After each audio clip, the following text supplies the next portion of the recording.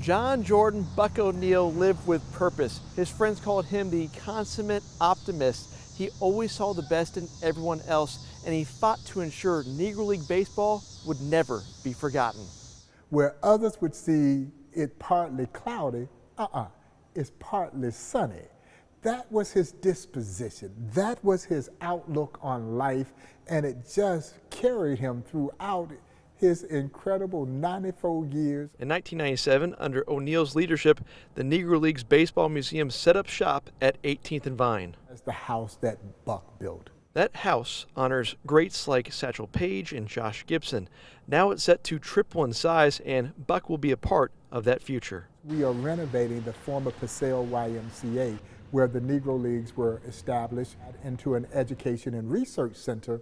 The new museum will be built adjacent to that historic landmark where it all began. The expansion, about 30,000 square feet, will even include a baseball-themed hotel, continuing to inspire new generations. The life lessons that stem from this story of triumph over adversity, we hope will encourage our children to believe in themselves and dare to dream. O'Neil knew adversity. In 2006, he missed the Hall of Fame by a single vote, but still traveled to Cooperstown to speak for 17 Negro Leaguers who were inducted. I think he saved that induction ceremony. It was one of the most selfless acts in American sports history. These people that helped build the bridge across the chasm of prejudice. See, I played in the Negro League. Tell you what. He would ask people to sing along with him, and he would say, "The greatest thing in all my life is loving you." That's how he ended that speech and how he lived. In 2022, Buck was posthumously inducted into the Hall just as the museum's expansion began. At Kauffman Stadium, his spirit is honored before every Royals home game, all 81 of them. We'll never run out of people in Kansas City that carry on Buck O'Neil's legacy and spirit. Buck O'Neil spent his life turning hardship into hope, not fighting with hate, but with love. He proved that some of the greatest victories don't have to happen on the field. They happen when we lift others up. At 18th and Vine, Ryan Hennessy, KCTV5.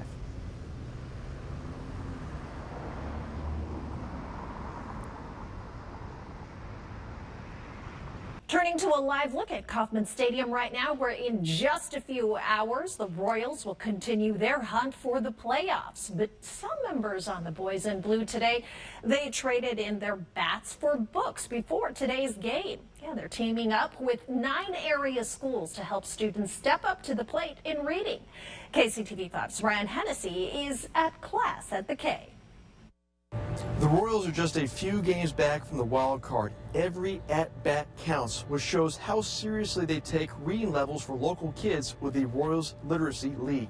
We're kicking off our very first school out of 9, Scola Vita Nova, who is here to kick off their Royals Literacy League experience. We watched as Miss Shinneman and Miss Witt, no relation to Bobby Witt Jr., held class inside the Diamond Club, teaching all things baseball and how the game translates to reading. This is the same lesson we would have done in class, but we did it here in this other place where famous people have been, famous Kansas Cityans. And when it was the students' turn to bat, they showed they were ready to connect. What does literacy mean? It means being able to read. Ryland's understanding matters because according to Missouri State data, only 23% of Kansas City district and charter school students read at level by 3rd grade. One thing I like about reading is that it entertains you. The Royals Literacy League is about more than just a single lesson at the K. Each classroom is paired with a Royals player who will check in throughout the year. It's just so fun to watch their reactions when this Royals player says, "Oh, I hear so-and-so is reading this book," And for Scola Vita Nova, their player is... Can I get a drum roll, please? Your Royals Literacy League champion is Vinny Pasquantino. He's also really cool. And what does the Pasquatch think about this pairing? We're trying to make a difference, but seeing that we're actually making a difference is huge. Just to see these kids growing the way that they are, it's massive. The Royals say that this program has even given their players a boost with some of the biggest hits coming after hearing from the kids. At the K, Ryan Hennessy, KCTV5. Live at 5, we are less than 4 days away from the April 2nd election. Jackson County voters will have the final say on Chiefs and Royals stadium plans. If they approve a 3/8-cent sales tax extension, the Royals would build a ballpark on the East Crossroads and bulldoze Kauffman Stadium. The Chiefs, on the other hand, they want to renovate Arrowhead. The two CEOs have the same cause, one that's still drawing attention, asking for a combined $1.7 billion over 4 decades. Both spoke with KCTV5's Ryan Hennessy, who's live at Arrowhead with a final pitch to voters. So, Ryan, how are the two feeling about the vote coming up next Tuesday? Yeah, Brad, so they're excited about the vote. They said that they believe Kansas City, the momentum that the city is actually experiencing is because of the Royals and the Chiefs. Now, if you add up everything that the teams have promised to pay back to the community, it still leaves Jackson County voters actually paying a check to John Sherman and Clark Hunt for $30 million every year for 40 years. So I flat out asked them, why should voters make this deal? The things that this does for the city, when you think about power and light and helping existing city assets, you think about the extension, putting the lid on 670 and quieting that freeway down and making that a beautiful park. It's transformational. The two teams together have an annual economic impact of almost $1.5 billion. I know in the case of the Chiefs, that supports 6,000 jobs, and events like the NFL Draft and the 2026 World Cup don't come to Kansas City without a modern Arrowhead Stadium. The change of plans, keeping Oak Street open, was that strategic at all to sway more voters? We just came to the realization that was listening to the neighborhood, listening to the community, and it will not alter materially. We may have to move the stadium over a little bit toward Graham, but not much at all. The question I have for you, John, is, what will the deals look like for the businesses in the Crossroads? The idea is that we'll keep them whole, whether it's tenant improvements, relocation, temporary quarters, depending upon what some of them want to stay in the Crossroads. Some of them want to take this opportunity to go somewhere else because of the, it all depends on their business. If it doesn't pass, what happens? My dad once called Arrowhead Stadium his favorite place on earth, and we want to continue that partnership. If it doesn't pass, we'll be in a difficult position. We have a building that'll be 60 years old at the end of the lease. We only have 7 years left on our lease, and stadium projects take many years to develop. So I think it goes without saying we'll have to evaluate our options. I'm not thinking about that right now, Ryan. Our heads are down. I'm very engaged in this process, as is Clark, with the community. We think this is a transformational project. Now, Clark Hunt also talked about what happens if they do demolish Kauffman Stadium. And he said he actually wants to use kind of what Phoenix, Arizona uses with the Cardinals. It's that big lawn that they have out there. So we'll have more on that online at KCTV5.com. Reporting from Truman Sports Complex, Ryan Hennessy, KCTV5. Yeah, really interesting conversation with those two. Ryan, thank you. If you're watching the game at Kauffman today, you may have taken part in the wave. Well, the same goes for if you're watching the game today here at Madison Senior Living.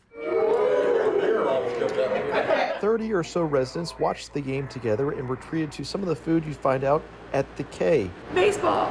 And the best part, the home team won. But I love the Royals. I've been a die-hard Royals fan for I don't know how long, a long time. We stayed with them even when they weren't doing as well. Everyone has a favorite player. Of course, Salvi is among them, but many are rooting for last year's batting title champion. I like Witt too, Bobby Witt. He's got 3 hits today, so he's on a roll. He is a true superstar. That's Bob Turley. He provided the decorations for today's watch party. That's only a fourth of the bobbleheads that I've got. Today's win over the Orioles has put the Royals 1 game behind 500, but their record when they play on local TV is even better. The Royals are undefeated on KCTV5. This was one of 10 games that will air on KCTV5 this season. You can find a full list of those games on our website. Reporting from South Kansas City, Ryan Hennessy, KCTV5.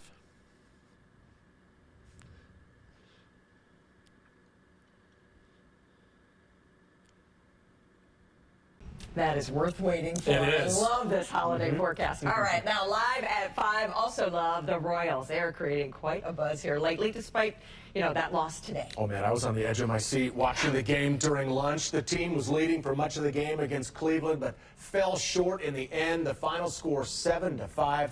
I'll tell you what, though, if they keep playing like they have lately, making the playoffs will be a reality. Yeah, so let's go to Ryan Hennessy now, live at 5 downtown. Ryan, this is getting real. Yeah, definitely getting real, Carolyn, Brad. Fun day I had today. The Royals were really trying to do something that has never been done before. After losing more than 100 games last year, if they're able to turn around and clinch the division this year, they'll be the first team ever to make that happen. Never dreamt that we would be in this position. I mean, obviously, it was a challenging year last year, and we made moves, and no one knew at the time how they would pay dividends. Brad Russell has been a season ticket holder since 2010. He said KC's secret weapon has always been Salvador Perez. He's been the constant. He never changes. The smile, the sense of camaraderie. It's all about team. He just, even when we weren't playing well, he always seemed happy to be at the ballpark playing. It wasn't work to him. Brad was watching today's afternoon game at the Peanut with former Royals pitcher Jamie Bluma, who is also a Salvy fan. Just the whole thing with him going to play in the wiffle ball game the other day, and just some of the interaction that I've gotten a chance to have with him doing some charity events and doing some other things. I mean, he plays baseball because he loves playing baseball. You can barely keep him off the field. Bluma also credits the starting pitching with the reason why the team is in playoff contention. Everybody wants to do better than the guy beforehand.